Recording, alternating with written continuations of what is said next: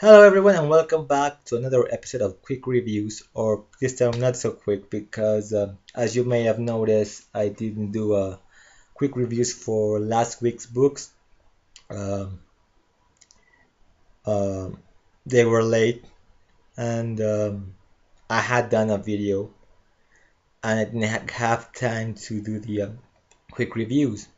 So today I'm gonna be reviewing 2 weeks of worth of books, this week's books and last week's books. Um, I also like to thank everyone that has watched and commented on my last video showing off my Superman collection. And like I said in the comments in the video itself, I still have a lot more to show from that long box of Superman stuff.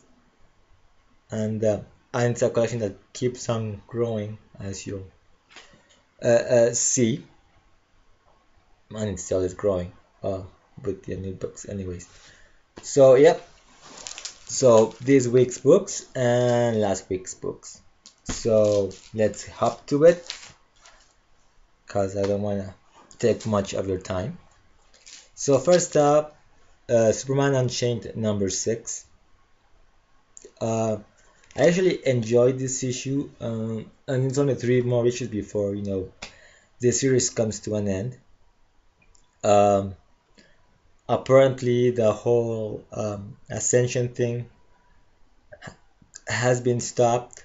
Superman saves the world from a nuclear holocaust, but we still have to deal with um sorry with Wraith and General Lane.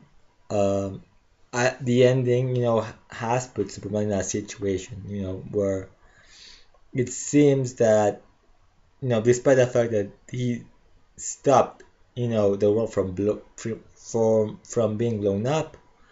General Lane, the xenophobe, bigoted father of Lois Lane, wants just to pretty much, take him down. And he is like the second character that I most hate, you know, uh, from the villains that from Superman's Rogues Gallery.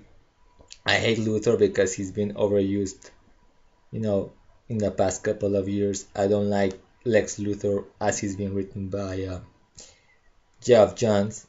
And I don't like General Lane because he's becoming a bit of a one-note character.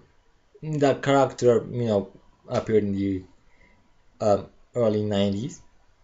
Superman as a very small minor character. In the early 2000s, he played a big role in that Our World at War, Our Worlds at War, where he died. He was brought back for the whole new Krypton stuff where, he's he's been stuck with that same characterization from pre-New 52 to now, where he just hates Superman's guts. So I hope that, and he's been used recently in Superman. So I just wish people would write him different. But I really like the ending to this issue. What's gonna happen. You know Whatever Superman does, it seems that he is in a losing position. Uh, might there be a third option, or Luther's gonna show up and kind of change things around. I don't know, but good issue. I really like the art. In fact, Jim Lee did some pretty cool work here. Particularly, I actually love this double page spread. Where Superman runs to save Lois. I really love the sequence. The layouts are very interesting as well. You can see a whole thing blowing up, and the smaller panels are all in an angle, and the whole communications thing. Um, they make he makes the panels be kind of jagged, to reflect the same thing as the balloons. I really like this issue, and I can't wait to see how this whole thing ends. Another book that's getting a little bit better is Supergirl.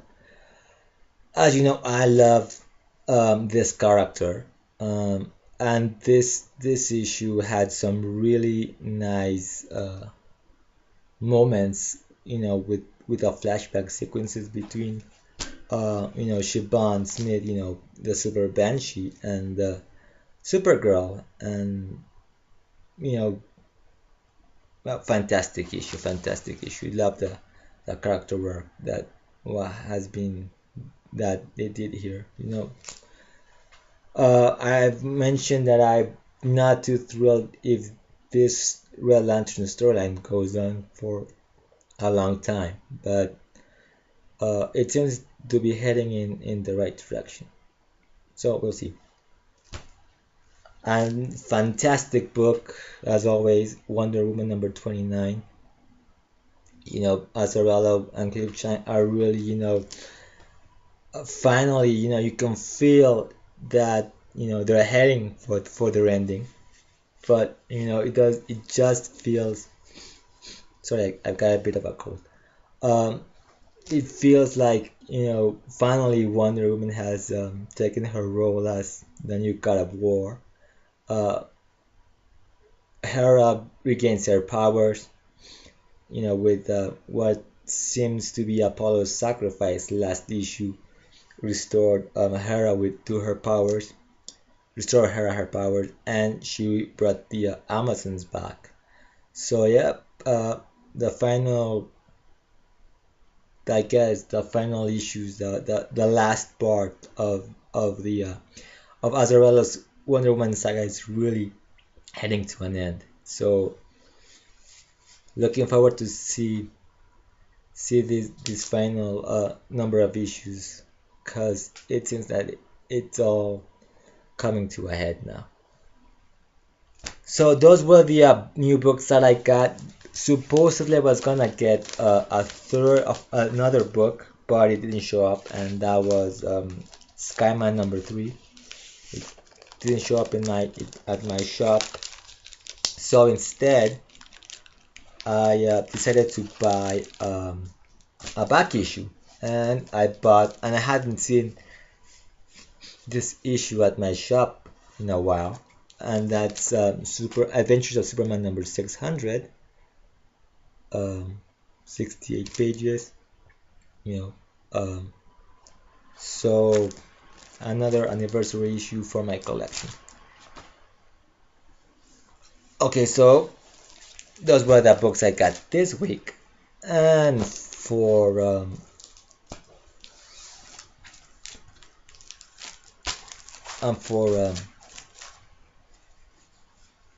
last week, then I got 2 new books. So first up, the excellent Superman Wonder Woman number 6, the end of the first arc with Zod and Feora.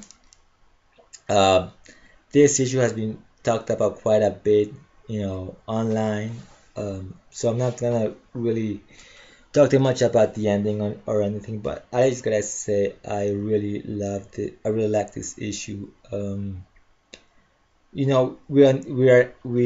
get an explanation to why Doomsday showed up, and apparently he was used as a way to weaken the barriers between the Phantom Zone and the real world. I like that it actually tied to the Batman Superman annual with World. I mean, apparently Zod made a deal with several people, including Mogul and World, and you could actually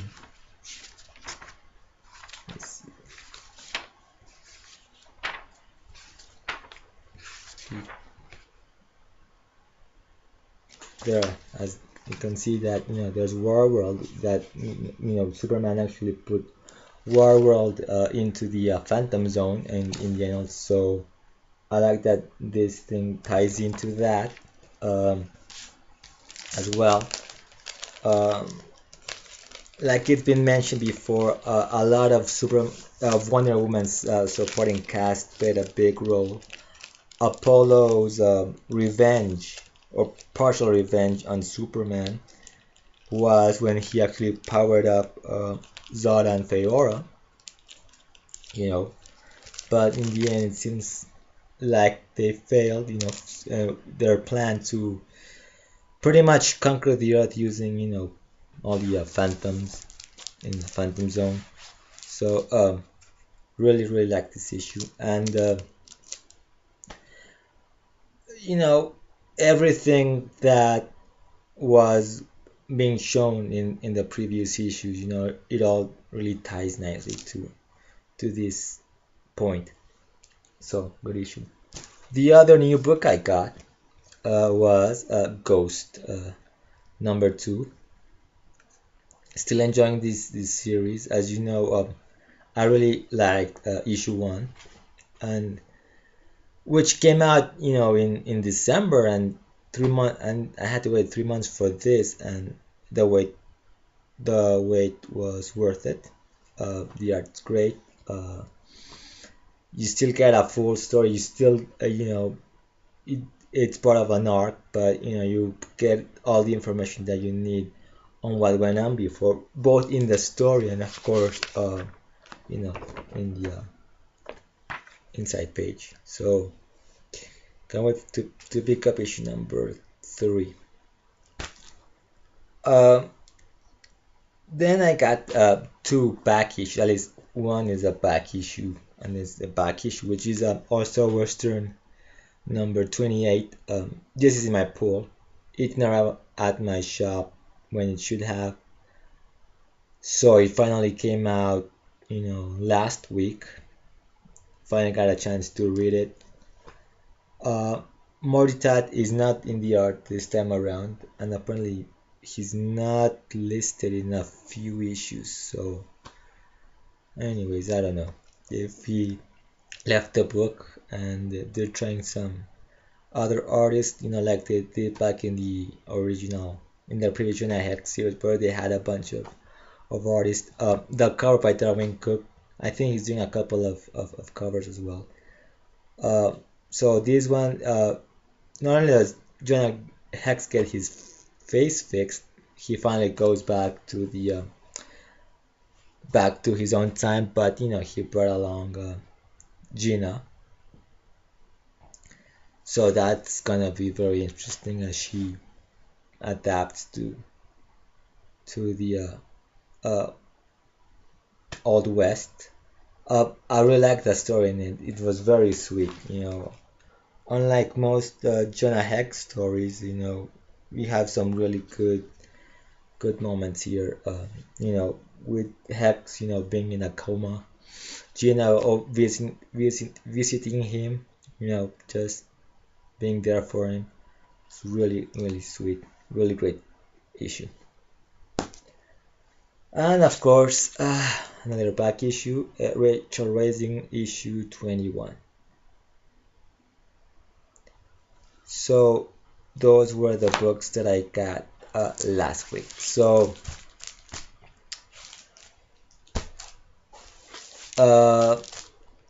yeah, so anyways,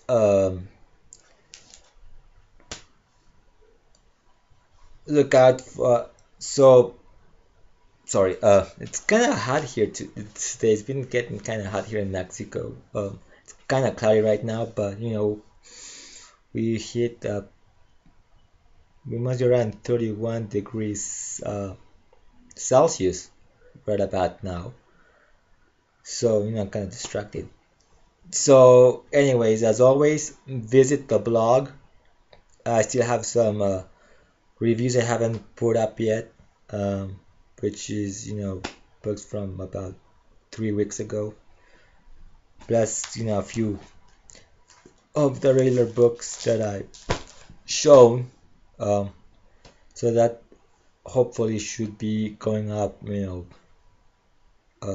throughout the week. Probably there'll be a couple of double reviews as well, to sort of start clearing up the table of all the stuff I have to do review wise. So, but even if there aren't any reviews up yet, and you haven't checked out the blog, check out the blog. Tell me what you think. Read the stories I've written. Give me your opinion on that. You can also follow me on Twitter.